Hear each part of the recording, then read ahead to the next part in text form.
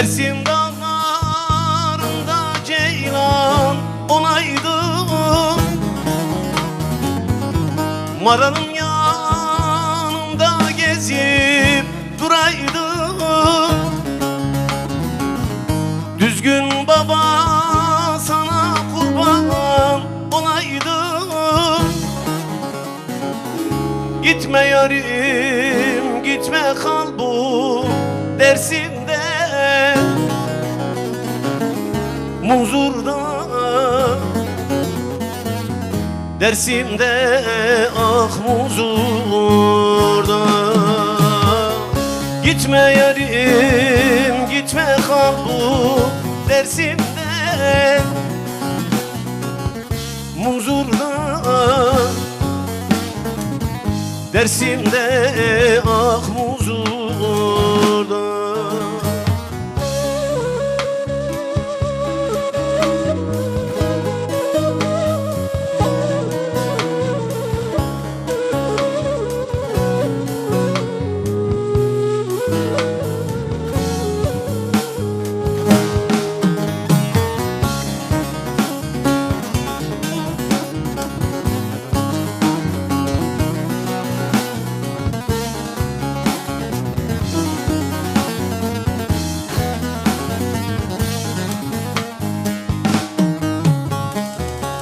Munzur güzelleri yüksek dağları,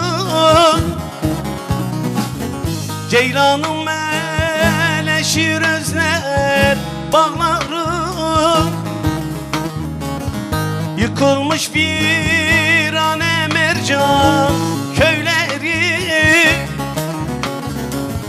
Gitme yarim gitme, kal bu Dersim'de,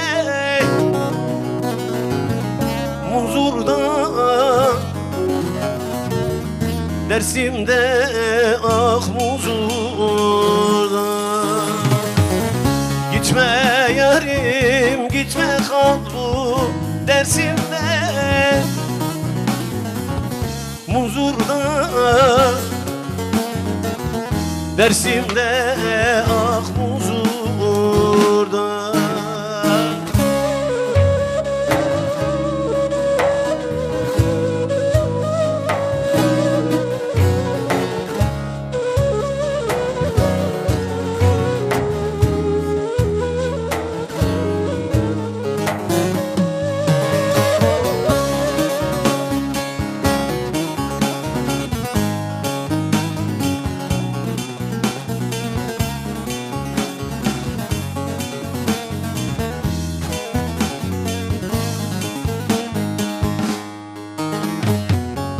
Altın ay Dersim'e bir kez gelseydi, soğuk sularından bir tas içseydi.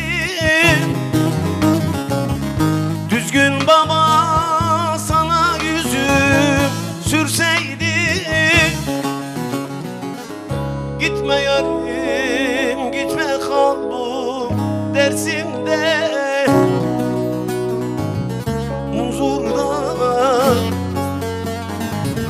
Dersim'de ah Muzur'da. Gitme yarim gitme, kal bu Dersim'de, Muzur'da. Dersim'de ah Muzur'da.